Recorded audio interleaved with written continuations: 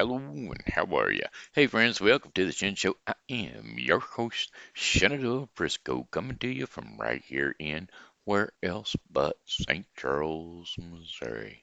Hey, you know what? Today's Monday, December the 14th, 2020. Got some happy birthday shout outs going out to Cheryl Abrams and especially Arieann, Arieann Cook, Arieann Cook, Arieann Cook. She used to be one of my caregivers years or two ago. Not gonna say how many, but I tell you what, I had some enjoyable times with Ariana Cook. We used to go places and do things. Yes, sirree, we did. Anyway, hey, that being said, here, without further ado, is your birthday shout out, and here's a song for the two of you.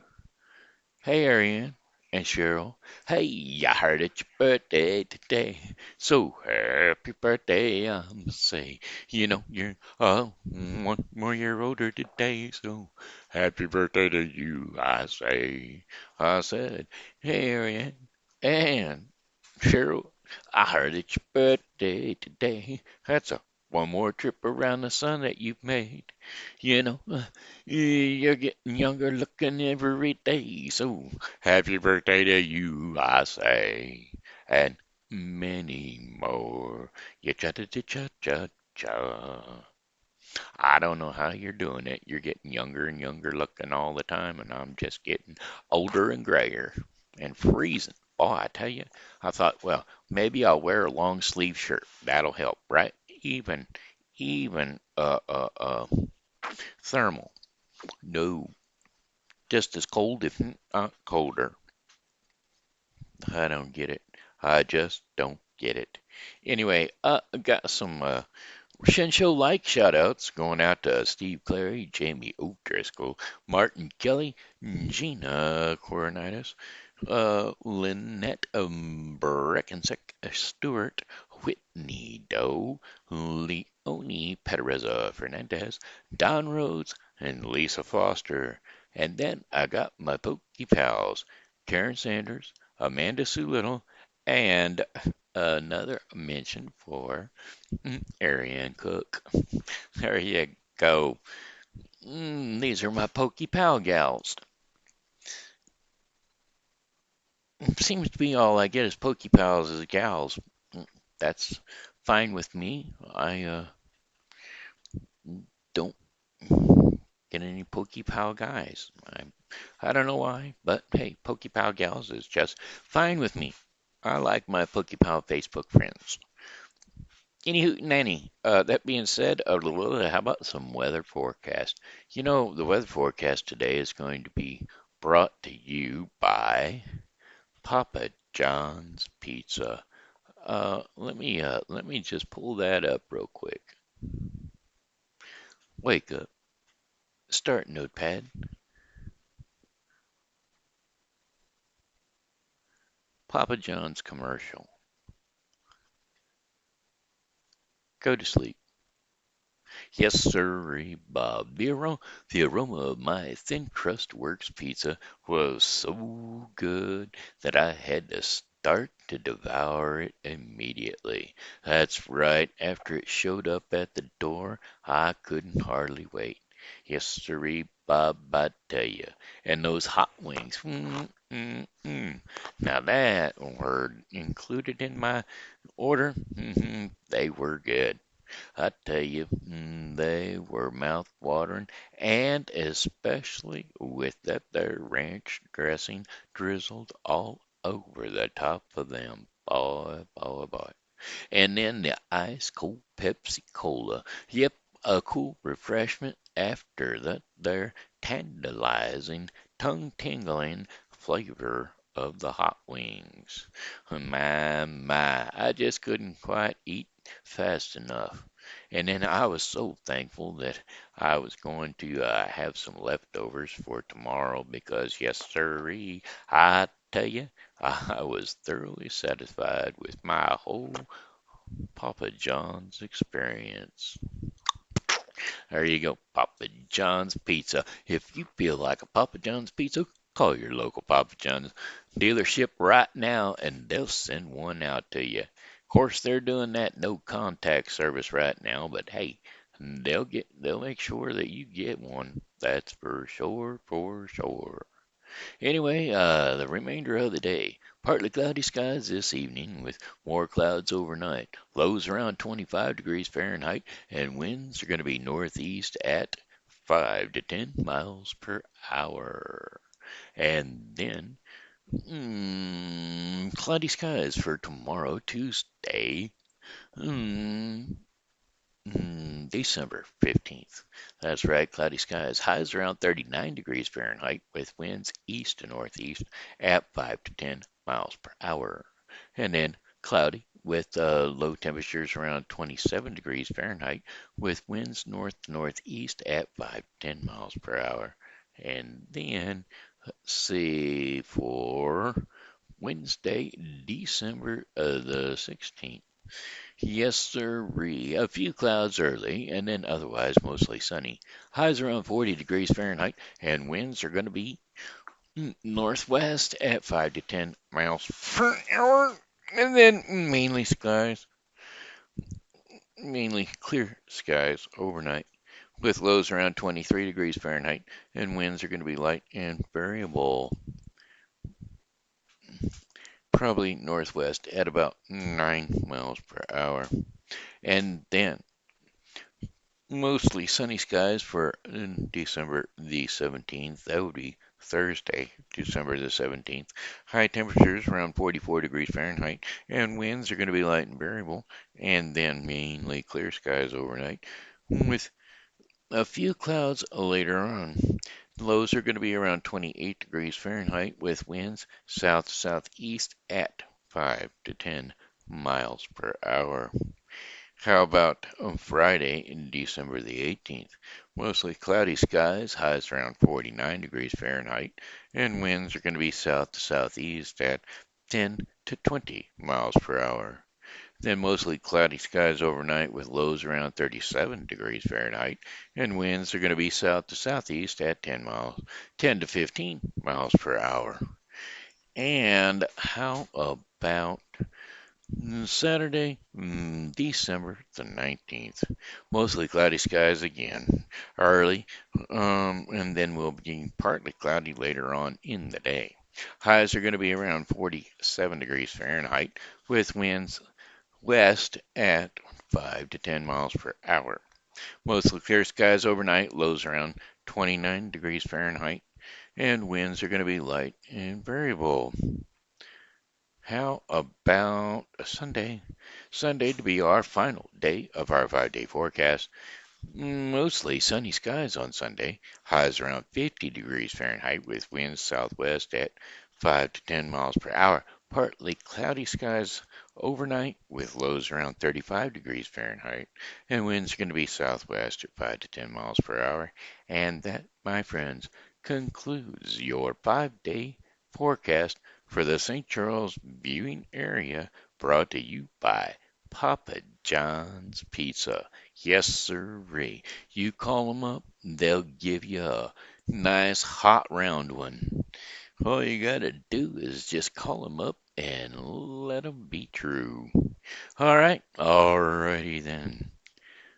Every time I order a Papa John's pizza, I thoroughly enjoy my experience. Okie dokie, let's see. What are we gonna do? Song requests. I still have the Lisa Foster song, and I'm working on it. But I ain't got it out yet. I'm still working on it. I've listened to it several times, but I just still don't have it down yet. So I'm not gonna mess with it. I don't want to mess it up. That's why. But you don't have to call me darling, darling. You never even call me. Well, I just don't know why you call me. Why don't you ever call me by my name? See, I was checking with somebody over there on Facebook to see if they had any special song requests, and I'm not seeing it. Doink, doink, doink, and doink. Yeah, still no song requests. This is. Do do do do do do. Let's see. Oh, the COVID watch. Yeah. Oh, the COVID watch. Can't be doing the COVID watch today. No, it's Amanda Sue. I was looking over at Facebook just to see if I had any special song requests. I was expecting one, and well, it didn't come up. So I will do David Allan Coe. You don't have to call me darling. Um, Song lyrics. You don't even call me by my name. Yep, that would be the one. Says Steve Goodman. It was all I could do to keep from crying. Sometimes it seems so useless to remain. But you don't have to call me darling, darling. You never even call me by my name.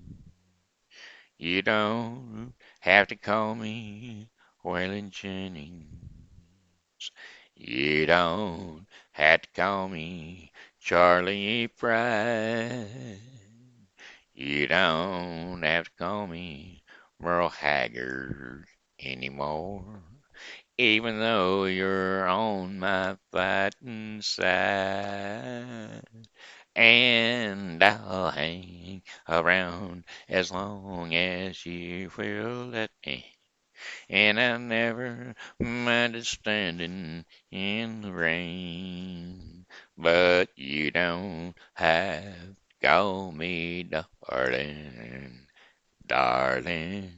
You never even call me by my name. Well, me and that possum eating cowboys have been playing this here song for a long time out there on the road.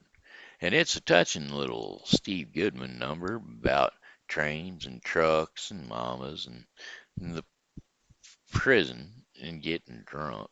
So anyway, me and the boys got together and we asked Mr. David Allan Coe, what is this? This is not even the right song. I mean, it is, but it ain't. Who is this one? Who performed it? Song by Doug Supernaw.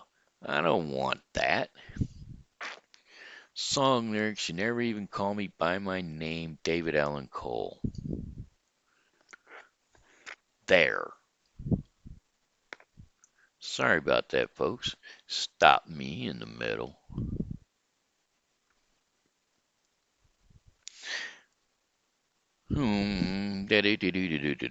Well, I've heard my name a few times in your phone book. Hello, hello. And I've seen it on signs where I have played. But the only time I know I'll hear David Allan Coe is when Jesus has his final judgment day. So I'll hang around as long as you will let me. And I never minded standing in the rain, but you don't have to call me darling. Darling, you never even call me by my name. Well, a friend of mine named Steve Goodman wrote that song, and he told me it was the perfect country and western song. Well, I wrote him back in a letter, and I told him it was not the perfect country and western song because, well, he hadn't said anything at all about mama, or trains, or trucks, or prison, or getting drunk. Well, he sat down and he wrote another verse to the song, and, well, he sent it to me, and I realized that my friend had written the perfect country and western song. And I felt obliged to include it on this here album, and the last verse goes like this here. Well, I was drunk that day my mama got out of prison, and I went to pick her up in the rain. But before I could get to the station in my pickup truck, she got ran over by a darned old train, and I'll hang around as long as you will let me. And I never minded standing in the rain. Nobody, you don't have to call me darling. Darling, you never even call me. Well, I wonder why you don't call me.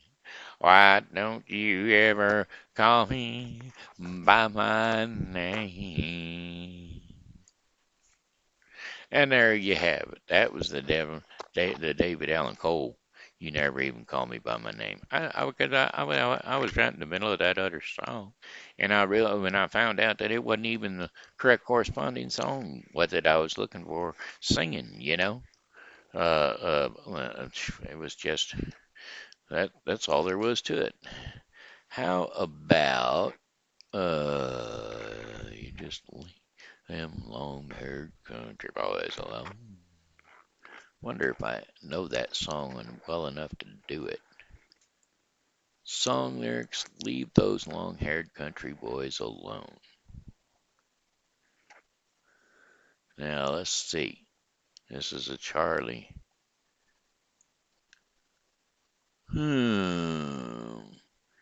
People say I'm no good and crazy as a loon. 'Cause I get stoned in the morning, I get drunk in the afternoon. Kinda like my old blue tick hound, I like to lay around in the shade. And I ain't got no money, but I darn sure got it made. 'Cause I ain't asking nobody for nothing if I can't get it on my own. And if you don't like the way I'm living, you just leave this long-haired country boy alone. Preacher man talking on TV, putting down the rock and roll. Wants me to send a donation, 'cause he's worried about my soul. He said Jesus walked on the water, and I know that it is true. But sometimes I think that preacher man, he would like to do a little walking too. But I ain't asking nobody for nothing if I can't get it on my own. And if you don't like the way I'm living, you just leave this long-haired country boy alone. Well, a poor girl wants to marry, and a rich girl wants to flirt. A rich man goes to college, and a poor man goes to work. A drunkard wants another drink of wine, and a politician wants a vote. And I don't want much of nothing at all, but I will take another toke. But I ain't asking nobody for nothing if I can't get it on my own. And if you don't like the way I'm living, you just leave this long-haired country boy alone. I just leave this long-haired country boy alone. All right. Hey, that was pretty decent voice today. Um, I'm liking what I'm hearing. Now, whenever you listen to yourself, it always sounds real good in your head, but then if you listen back to it on the video, it don't sound so good. If you all would please, just please be honest with me. Let me know whether it's a good voice or a bad voice, and I'll leave you alone with this singing stuff. All right, Craig, I already know your answer. Anybody else have an opinion? Um, let's see. Let's see where are we at. There is another song that I did want to sing because I was right there in the middle of that, and then I thought of another one. Um, oh yeah. Here we go. Song lyrics: A country boy can survive. Here we go. Hanky Jr. The preacher man says it's the end of time, and the Mississippi River she's a going dry.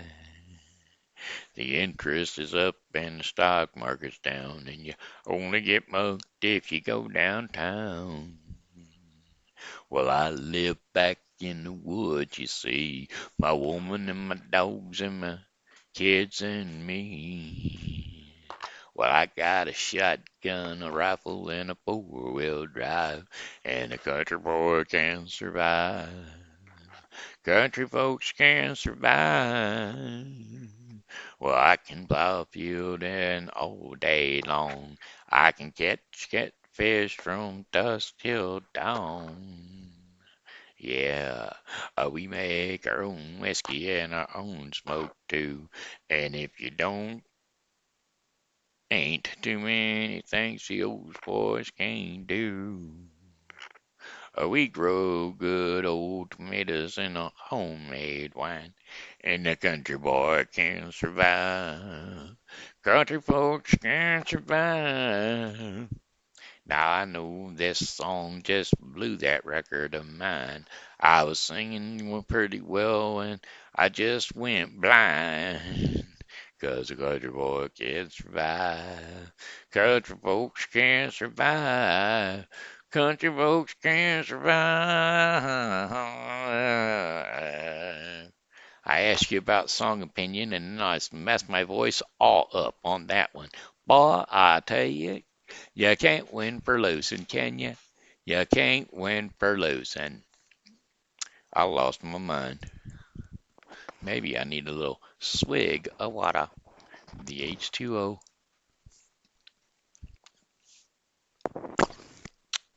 Lord, hallelujah. Thank you for water. It's a blessing to have it. Water. Can't never get enough to drink. It's good for me. It's good for you. You should drink some water too. A little bit of H2O is good for me. A little bit of H2O is good for you. All you got to do is drink it now and again. A little bit of water keeps you mighty thin. Depends on how you drink it. If you drink it like I do, sometimes that ain't a good idea. 'Cause I will drink a 20-ounce cup all at once. And well, that will pack on the belly. It stretches out the stomach really big. And then when it comes time to eat, you feel like you've got to fill that stomach, and all of a sudden, you're going to be packing on the pounds, my friends. Packing on the pounds. Not to mention running to the bathroom every 5 minutes. Well, all right, let's see here. What else? We got another song. No, I think. Oh, I don't got my clicker on. Okay, let's see what we're gonna do. Oh yeah, we better jump on into the story time for the kids. Hey kids, it's time to gather around the old TV and listen to Grandpa Briscoe. That's right, TV Grandpa is on the air. We're gonna do another Hans Christian Andersen, son. And we're going to do the bottleneck, I think.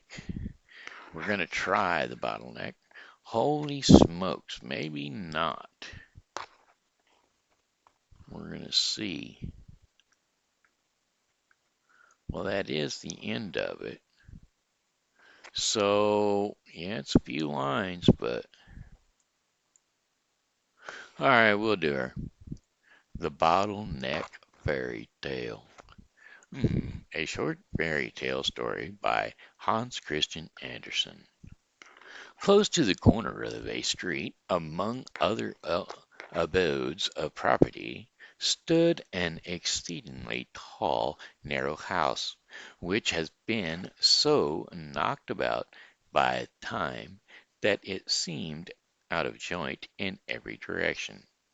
This house was inhabited by poor people, but the deepest poverty was apparent in the great lodging in the gable, in front of the little window.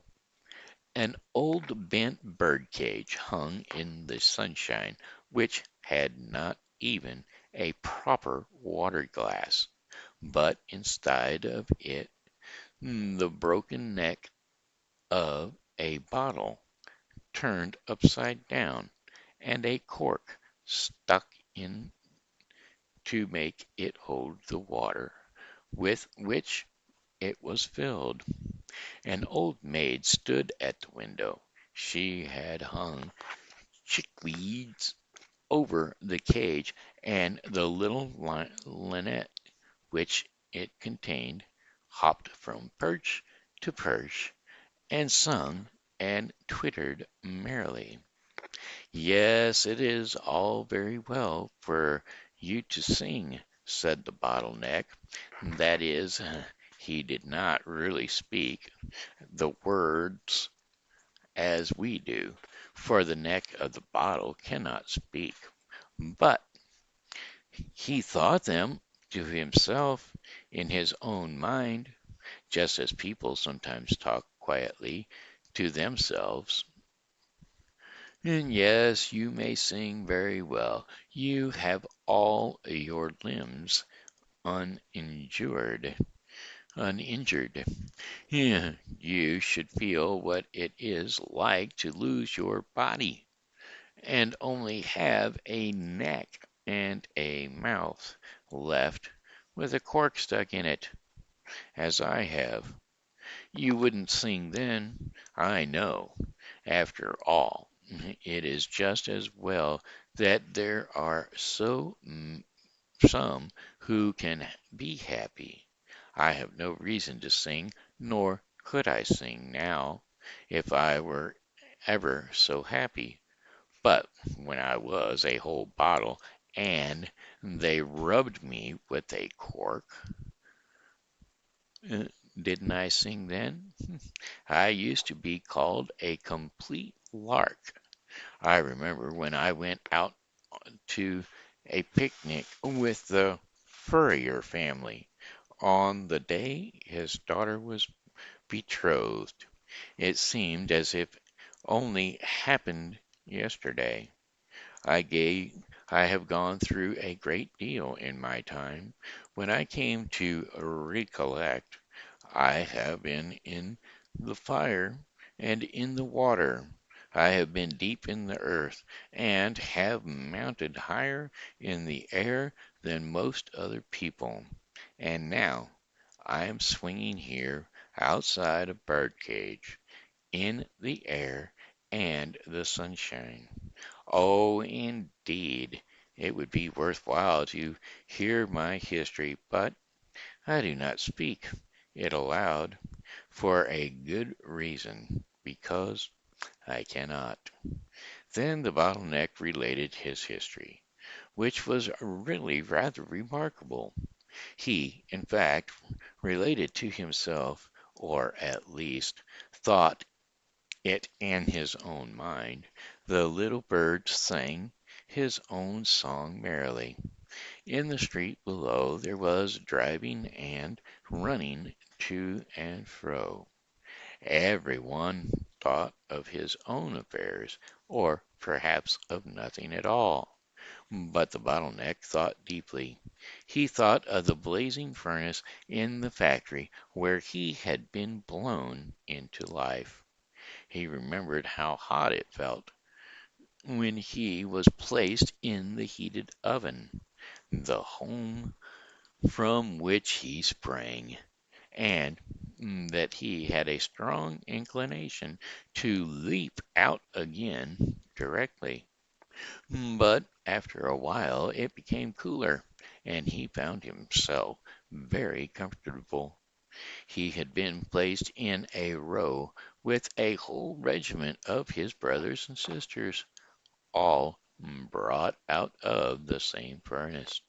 Some of them were certainly been blown into champagne bottles, and others into beer bottles, which made a little difference between them. In the world, it often happens that a beer bottle may contain the most precious wine, and a champagne bottle be filled with black blackening. But even in decay, it may always be seen whether a man has been well born. Nobility remains noble. Nobility remains noble, as a champagne bottle remains the same, even with blackening in its interior. When the bottles were packed, our bottle was packed among them, and it little expected to finish its career as a bottleneck, or to be used as a watering glass to a bird's cage, which is after all a place of honor, for it is to be of some use in the world. Now the bottle did not behold the light of day again until it was unpacked with the rest of the wine merchant's cellar, within the wine merchant's cellar, and for the first time rinsed with water, which caused some very curious sensation. There it lay, empty and without a cork, and it had a peculiar feeling, as if it wanted something, it knew not what. At last it was filled with rich and costly wine, and a cork was placed in it and sealed down.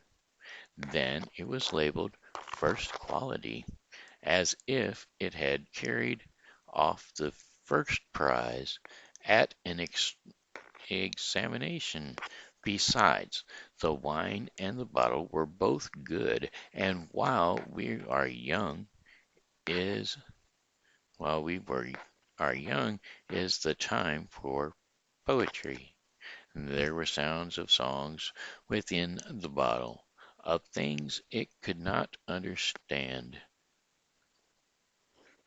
of green sunny mountains, where the vines grew, and where the merry dressers laugh, sing, and are merry. Merry vine dressers are laugh and sing and are merry. Ah, how beautiful is life! All these tones of joy and song in the bottle were like the working of a young poet's brain, who often knows not the meaning of the tones which are sounding within him.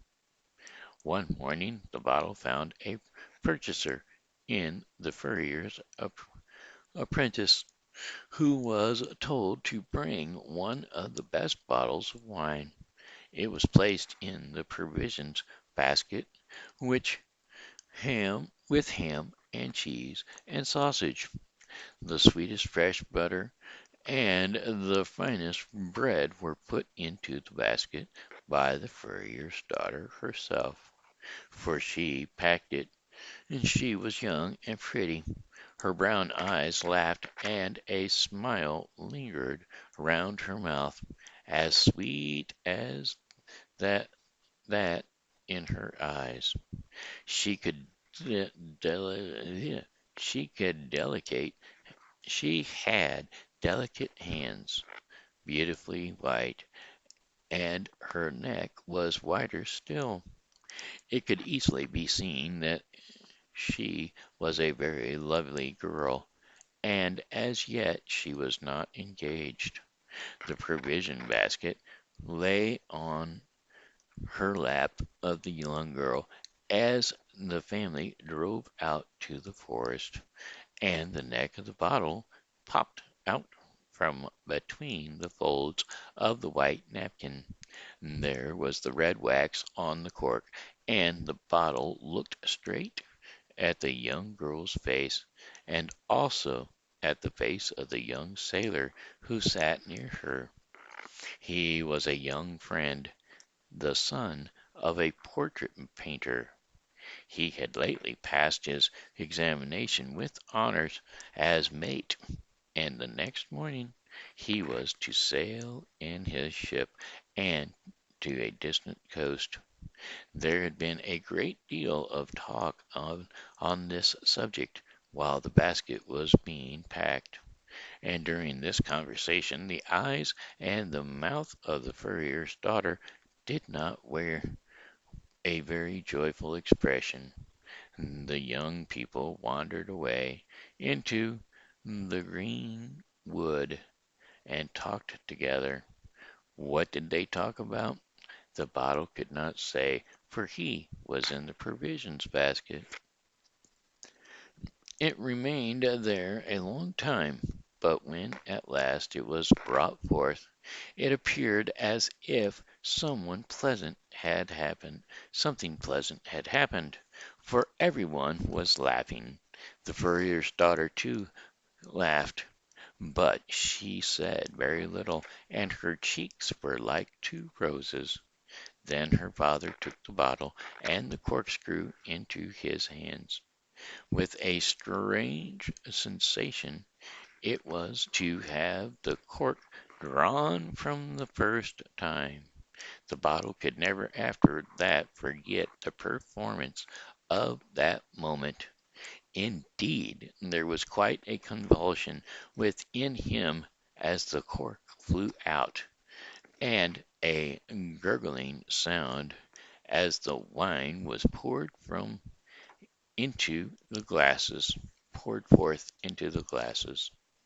Long life to the betrothed, cried the papa, and every glass was emptied to the degree, while the young sailor kissed his beautiful bride. Happiness and blessings to you both, said the old people, father and mother, and the young man had filled the glasses again. Safe returns and a wedding this day next year, he cried, and when the glasses were emptied, he took the bottle, raised it on high, and said, Thou hast been present here on this happiest day of my life. Thou shalt never be used by others. Say, so saying, he hurled it high in the air. The furrier's daughter thought she should never see it again, but she was mistaken. It fell among the rushes on the boards of a little woodland lake, and the bottleneck remembered well how long it lay there unseen. I gave them wine, and they gave me muddy water, he had said to himself, but I suppose it was all well meant. He could no longer see the bare betrothed couple, nor the cheerful old people, but for a long time he could hear them rejoicing and singing. At length there came to be two peasant boys, who peeped in among the reeds and spied out the bottle. Then they took it up and carried it home with them, so that once more it was provided for. At home in their wooden cottage these boys had an elder brother, a sailor who was about to start on a long voyage. He had been there the day before to say farewell, and his mother was now very busy packing up various things for him to take with him on his voyage. In the evening his father was going to carry the parcel to the town to see his son once more, and take him a farewell greeting from his mother. A small bottle had already been filled with herbal tea, mixed with a brandy, and wrapped in a parcel, but when the boys came in they brought with them a larger and stronger bottle, which they had found. This bottle would hold so much more than the little one, and they all said the brandy would be so good for compliments of the stomach, especially as it was mixed with medical herbs. The liquid which they now poured into the bottle was not like the red wine with which it had once been filled, and these were bitter drops, but they are of great use sometimes for the stomach, and the new large bottle was to go, not the little one. So the bottle once more started on its travels.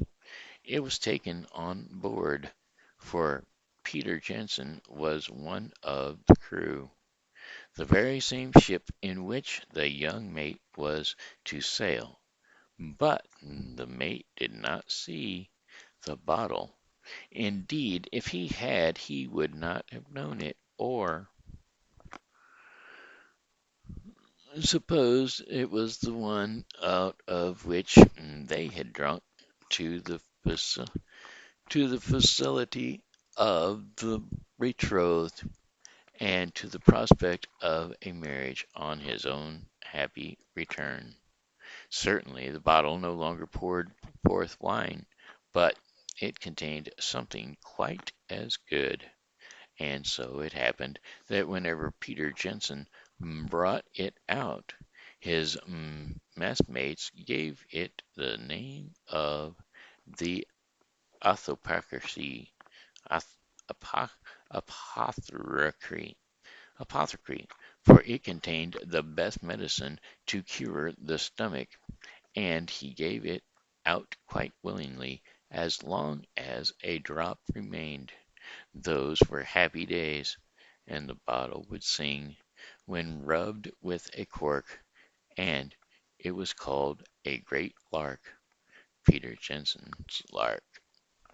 Long days and months rolled by, during which the bottle stood empty in a corner, when a storm arose. Whether on the passage whether on the passage out or home, it could not tell, for it had never been ashore. It was a terrible storm. Great waves arose darkly, having and heaving and tossing the vessel to and fro. The mainmast was split asunder, and the ship sprang a leak, and the pumps became useless, while all around was black as night. At the last moment, when the ship was sinking, the young mate wrote on a piece of paper, "We are going to drown. God will be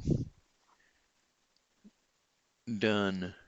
Then he wrote the name of his betrothed, his own name, and that of the ship. Then he put the leaf in the empty bottle, and happened to be at hand, corked it down tightly, and threw it into the foaming sea. He knew now that it was the very same bottle from which the goblet of joy and hope had once been fulfilled for him, and now it was tossing on the waves with his last greetings and a message from the dead. The ship sank, and the crew sank with her, but the bottle flew on like a bird, for it bore within it a loving letter from a loving heart. And as the sun rose and set, The bottle felt as at that time of its first ex- existence, when in the heated, glowing stove it had a longing to fly away. It outlived the storms and the calm. It struck against no rocks and was not devoured by sharks, but drifted on for more than a year, sometimes towards the north, sometimes towards the south, just as the current carried it. It was in all other ways its own master, but even of that one many get tired, and the written leaf, well, the last farewell of the bridegroom to his bride would only bring sorrow when once it reached her hands. But where were those hands, and so soft and delicate, which had once spread the tablecloth on the fresh grass in the green wood on the day of her betrothal? Ah, yes, where was the furrier's daughter, and where was the land which might lie nearest to her home, to her home? The bottle knew not to travel onward, and at last all this wandering about became wearisome. At all events, it was not its usual occupation, but it had to travel till at length it reached land, a foreign country. Not a word spoken in this country could be could the bottle understand. It was a language it had never before heard, and it was a great loss not to be able to understand a language, for the bottle was fished out of the water and examined on all sides. The little the little letter contained within it was discovered, taken out, and turned and twisted in every direction, but the people could not understand what was written upon it. They could be quite sure that the bottle had been thrown overboard from a vessel and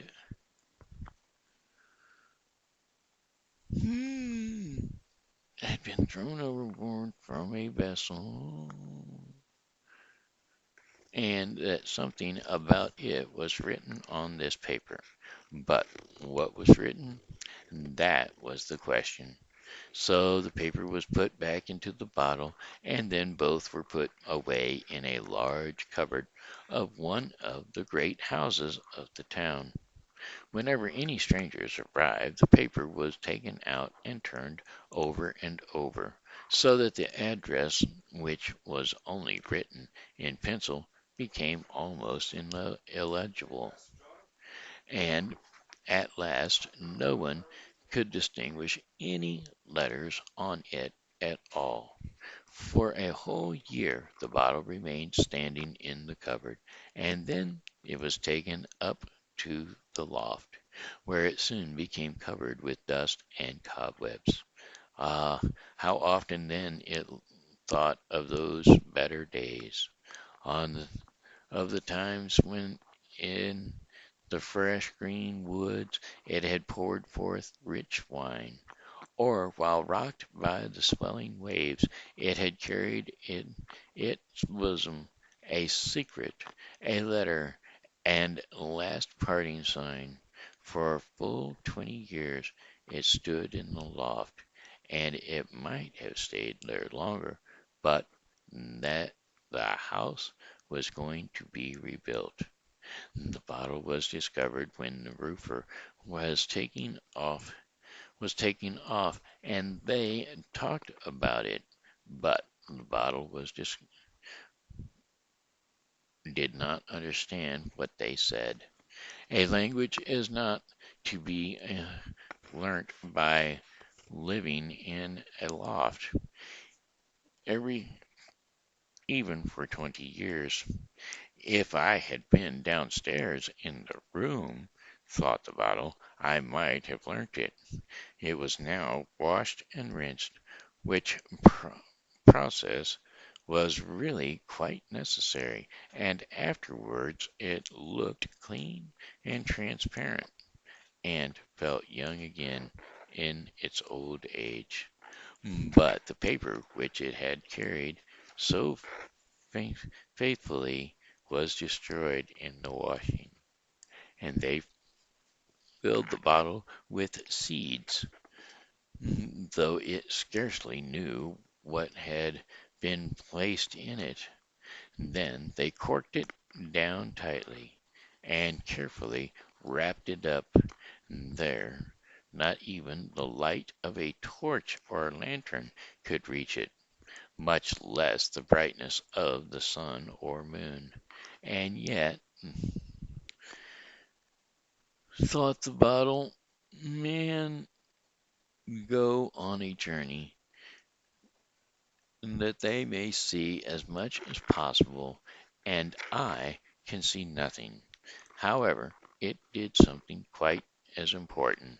It traveled to the place of its destination and was unpacked.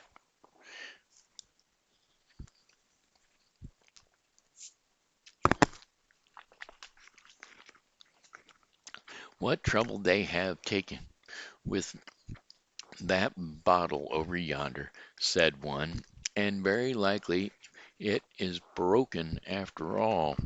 But the bottle was not broken, and better still, it understood every word that was said.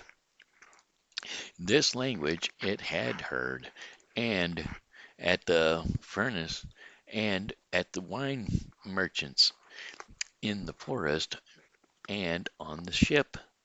It was the only good old language it could understand. It had routined, it had returned home, and the language was as welcome a welcome greeting for a very joy. It felt ready to jump out of the people's hands, and secretly, scarcely noticed that its cork had been drawn, and its contents emptied out, till it found itself carried to a cellar, to be left there and forgotten.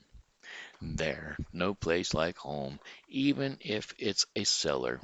It never occurred to him to think that he might lie there for years. He felt so comfortable.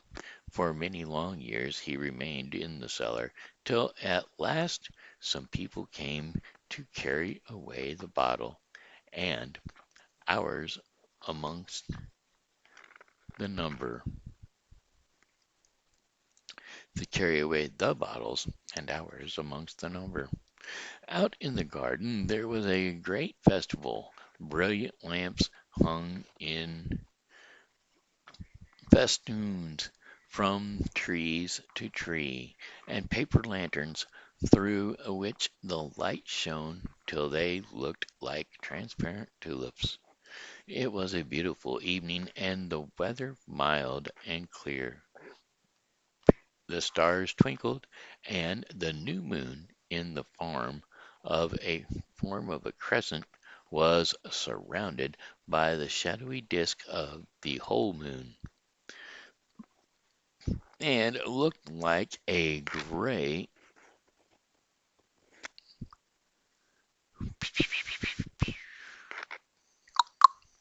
globe with a golden rim.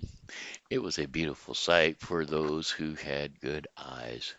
The illumination extended even to the most retired of the garden walks, at least not so retired that any one needed lose himself there. In the borders were placed bottles, each containing a light, and among them the bottle with which we are acquainted, and whose fate it was, one day, to be only a bottleneck, and to serve as a water glass to a bird's cage. Everything here appeared lovely to our bottle, for it was again in the green woods, and joy and festive, and amid joy and fasting, again it heard music and song, and the noise and murmur of a crowd, especially in that part of the garden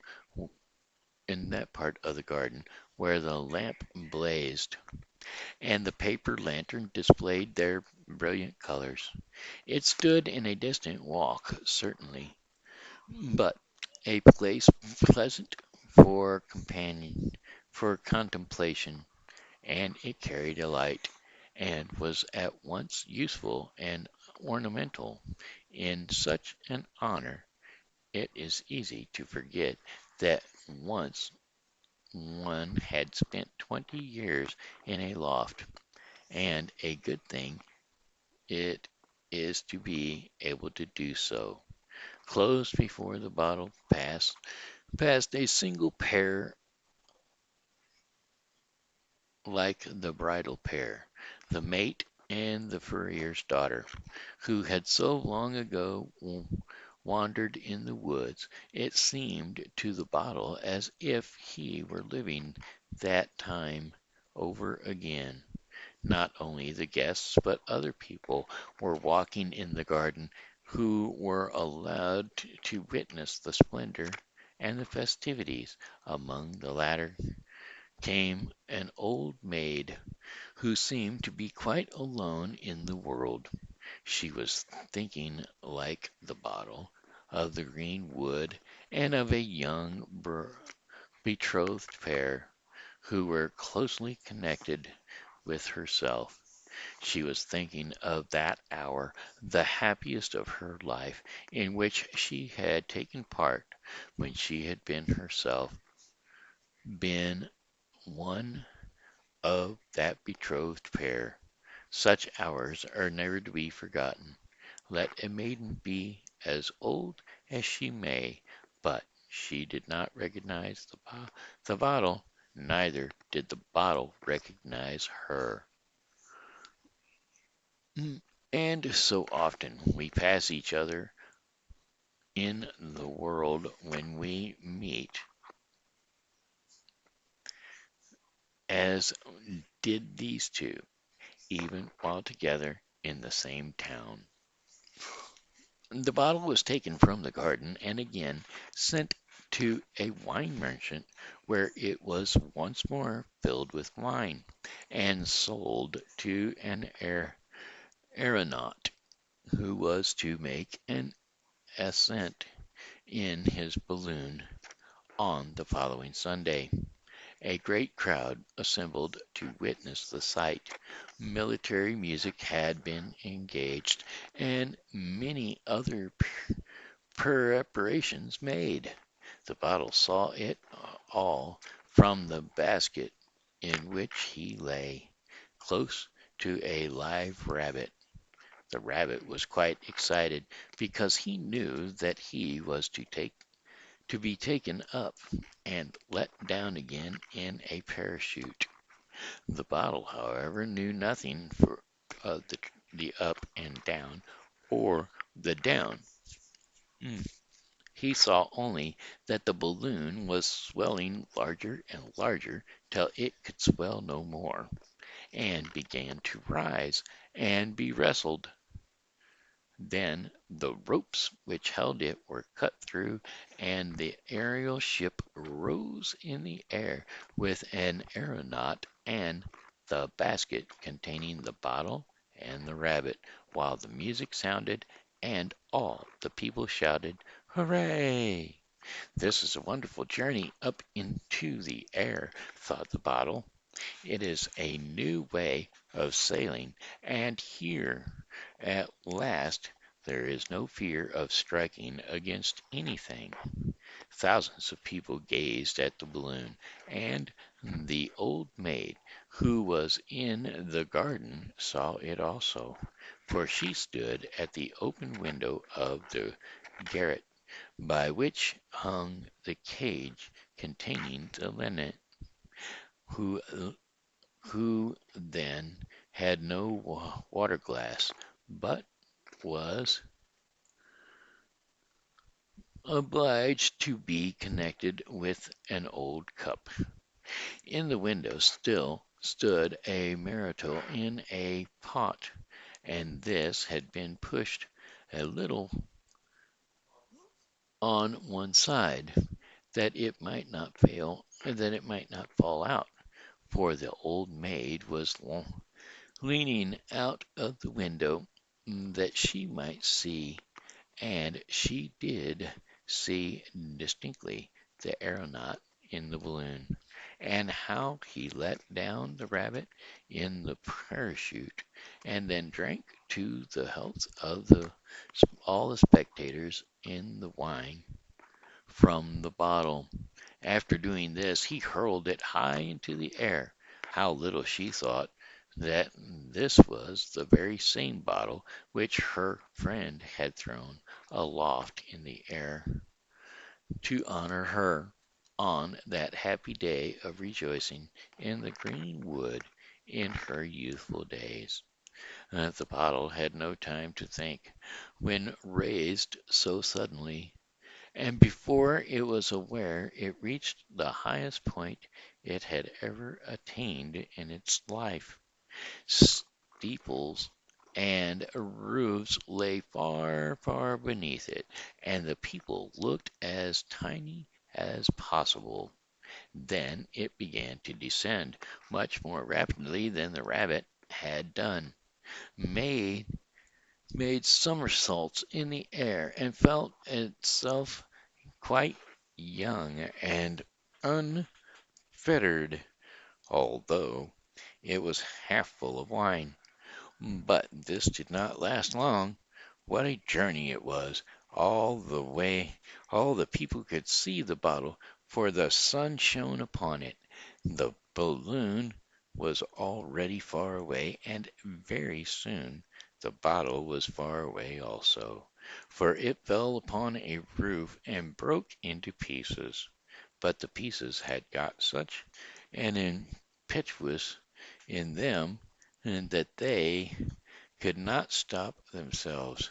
They went jumping and rolling about, till at last they fell into the courtyard, and were broken into still smaller pieces.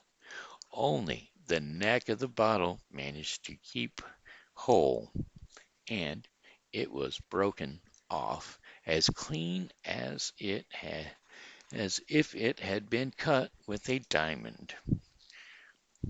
That would make a capital bird's glass, said one of the cellar men, but none of them had either a bird or a cage, and it was not to be expected they would provide one just because they had found a bottleneck that could be used as a glass. But the old maid, who lived in the garden, in the garret, had a bird, and it really might be useful to her.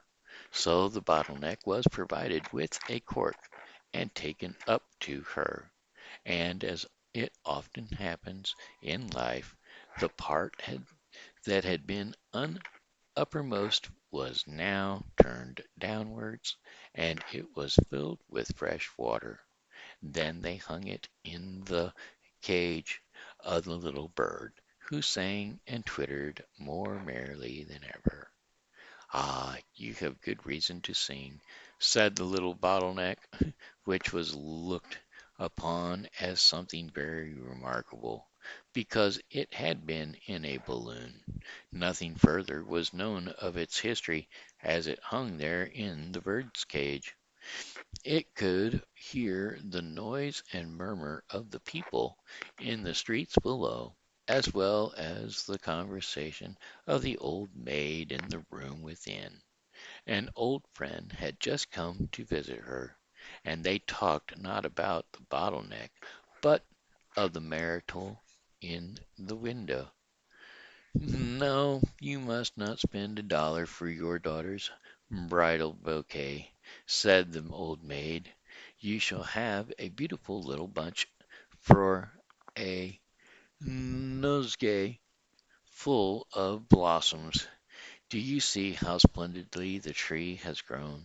It has been raised from only a little spring of myrtle that you have gave me on the day after my betrothal, the and from which I was to make my own bridal bouquet when a year had passed.